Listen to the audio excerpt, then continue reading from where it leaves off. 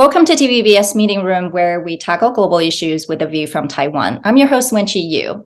May is Asian American and Pacific Islander Heritage Month in the United States. We have a few guests on the show who have been organizing the AAPI community in every corner of society. Since the COVID pandemic and the changing geopolitical landscape, Asians in the world generally feel more vulnerable to attacks and even violence where they are a minority. In the United States, we saw an uptick in hate crimes against Asians. According to the FBI, from 2021 to 2022, crimes against Asian Americans and Pacific Islanders saw the highest increase at 167%. To share ongoing efforts to counter this growing anti-Asian hate, our guest today is Norman Chen, who's the CEO of the Asian American Foundation, TAAF. Welcome, Norman. Hi, Wen-Chi. Ni hao. Good to see you. Good to see you. Norman, so tell us about TAAF. How and why was it founded? What is the movement you're trying to build with some of the most powerful Asian American individuals and groups in the country?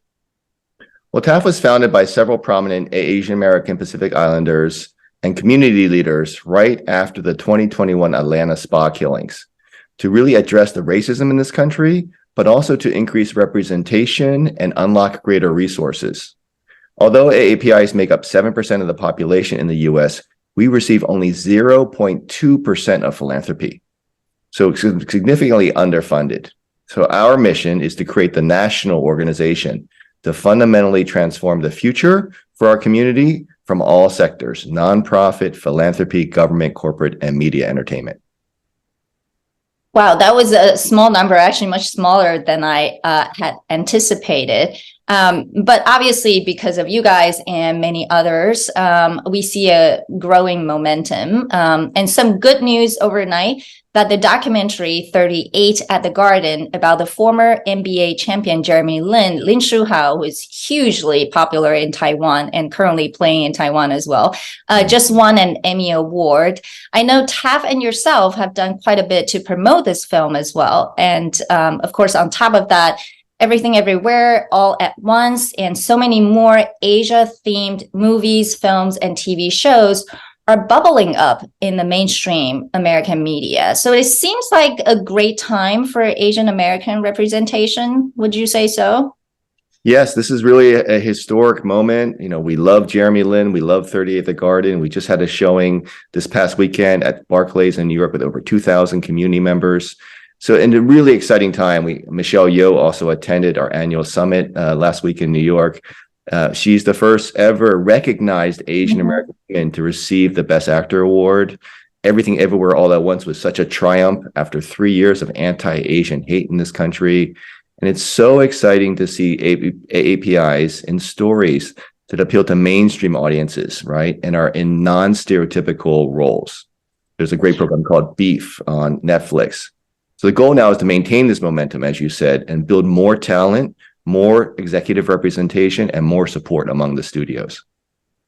I have to say, what I really like about TAAF's work, and I would say the innovation is compared to past organizations working on AAPI or Asian American issues, you guys have really garnered, I would say, celebrities' power, right? Really leverage those people who have important and influential voice in our media today, and to change the narrative, not only just, based on the work about justice, but it's also about, changing how people talk about and think about Asian Americans. And so while I read your mission, TAAF's mission is to serve the AAPI community in the pursuit of belonging and prosperity that is free from discrimination, slander, and violence. But we also know the root cause is really xenophobia,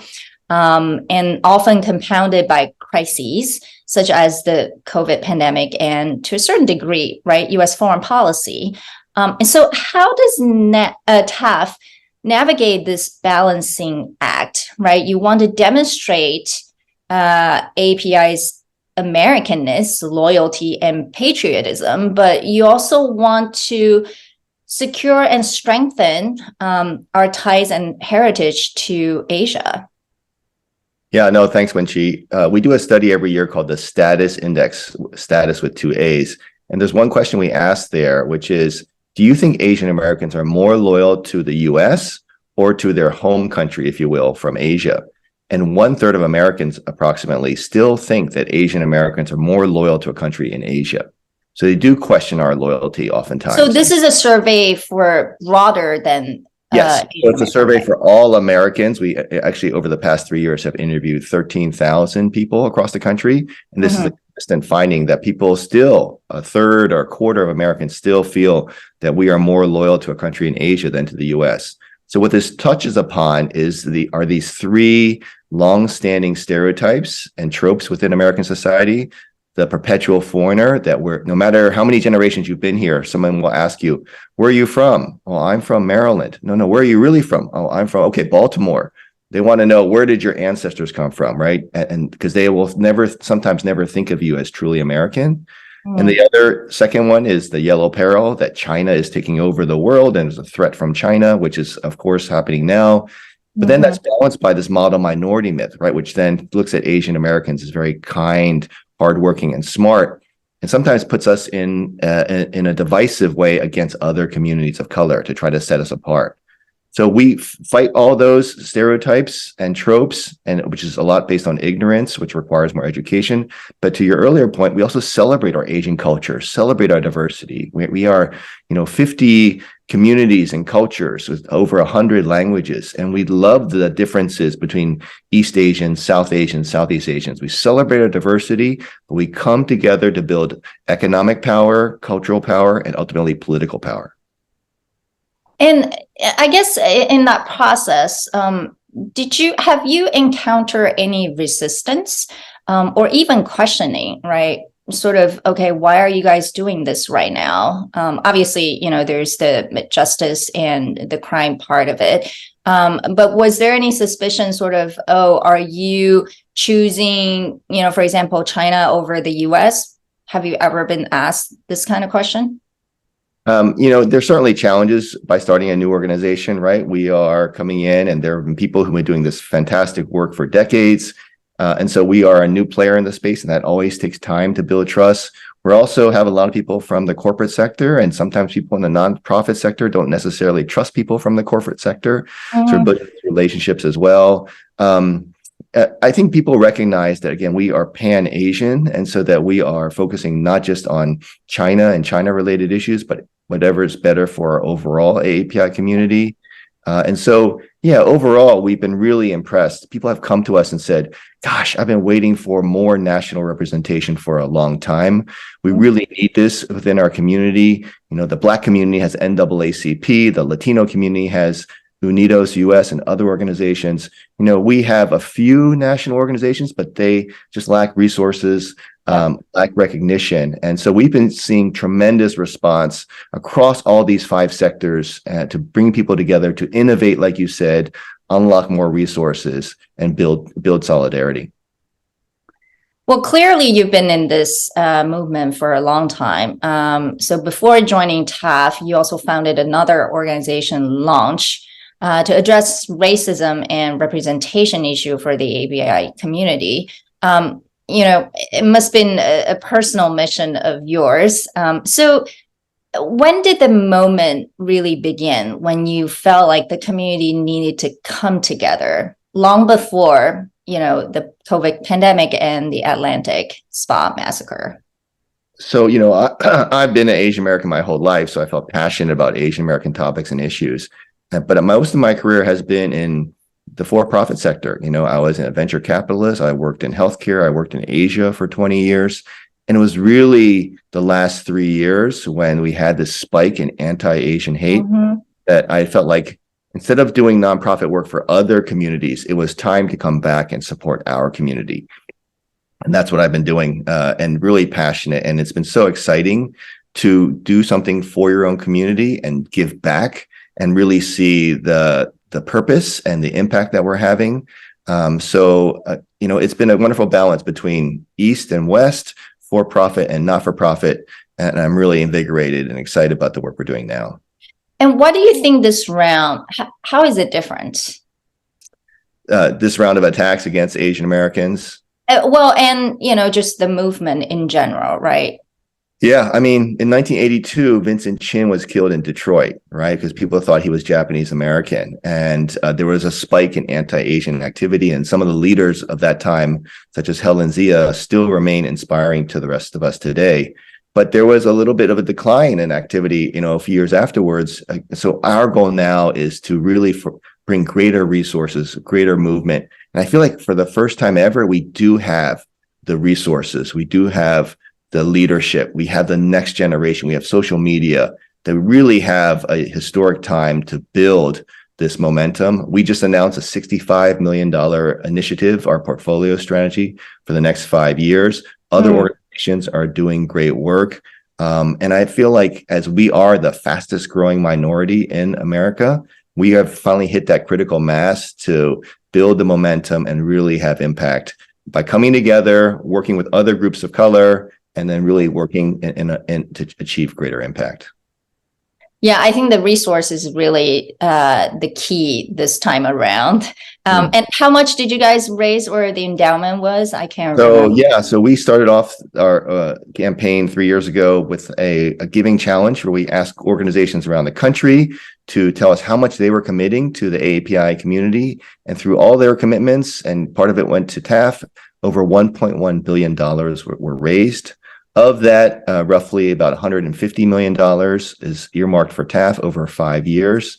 And about half of that is from our board directly. So all of our expenses are really covered by our board members. And all the funding we raise now goes 100% directly to the community. And our goal is to really unlock more resources for our community. That's amazing. We're chatting about how you lived in Asia for 20 years in Hong Kong, right? And so, that was a really important part of your life experience. So I would say you're truly one of those Asian Americans who's knowledgeable about both worlds. Unlike some, we know those people who kind of, would choose one way or the other. So tell us, how has that Asia experience influenced your thinking and your work right now on building and organizing the AAPI community? It's had a huge impact, Wenxi. It's really who I am today. Growing up as an ABC, an Asian American, you oftentimes are always searching for your identity. And then you sometimes are asking yourself, well, why am I different from everybody else? Why can't I just be like everyone else in my school? And you don't fully appreciate your culture, your heritage, even though your parents say, be proud that you're Asian, be proud that you're Chinese, right? Go to Chinese school. It wasn't until I then came out to Asia and lived in the majority where I really felt that I belonged. And that sense of belonging is something that our community doesn't feel in the US. 80% of AAPIs in the US do not feel like we truly belong and are accepted in the US. So everyone goes to search for their identity, but not everyone feels like they belong all the time. And what I brought back from Asia is this deep sense of pride and belonging.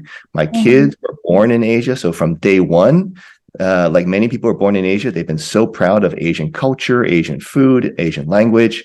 And so now when I come back to the US, I am a little bit different. I'm not just from a US perspective. I have that global perspective and know what it's like to really feel like I belong and to live in an environment and society that celebrates who I am. And that's what we want to bring to the community for all Asian Americans in the US and Pacific Islanders. Yeah, in some ways, sounds like you found your own identity and have become more confident in who you really are. So since coming back, joining TAAF, what have been the biggest challenges and surprises to you? Well, on the surprises side, again, as I mentioned, we've been so happy with the power to convene. When we bring together Asian Americans and Pacific Islanders, we love to socialize, right? We love to celebrate, love to eat food together. And after COVID, especially, people are just hungry for more social interaction. And so that's been a wonderful surprise. Also, bringing together people with different backgrounds has been fascinating. By having people who are from government meet with people from nonprofits, meet with corporates and media, you're always meeting new and interesting people who all share this common vision to want to help our community. The challenges have been sometimes breaking down these silos, right? People have been working in the spaces for a long time. They've been doing great work. They've been doing this with very few resources for a long time. So here comes a big group with more resources. It's always a kind of a settling in for both ourselves and also for the community. So really breaking down those silos, making people collaborate more, being very inclusive, building trust and relationships, that is taking time. And building coalitions is really important.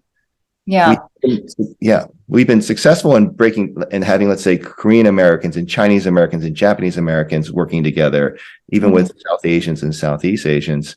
But oftentimes, the biggest divide is between political parties. You know, and the East and the right and the left oftentimes really struggle to work together, and that's one of our goals, is to try to really work in a bipartisan way. Can you share a little bit more about that? How you have been able or not to bring the two parties together? Well, the reality is that within the AAPI community, we have a range, right? We have a lot of people who lean in one direction right now. There's also a significant portion of AAPIs who are also from the Republican side. And so we represent the entire community and really try to work in bipartisan way through all of our work, through anti-hate, through education, through narrative change. And that's really where we're building power, is to say the top priority is to support the AAPI community. Let's come together to really make that successful. Well, clearly, you know, we've come a long way. And what would you like to see happening in the next decade for you to say, okay, we've actually made progress?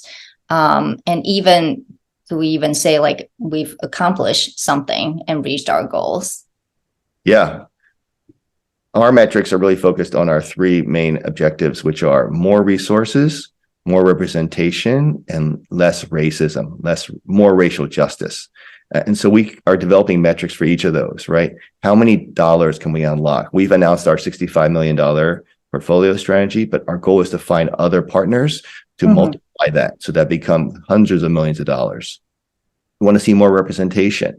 So in let's say journalism, right? In newspapers, very few Asian American Pacific Islander names are on the mastheads of major publications.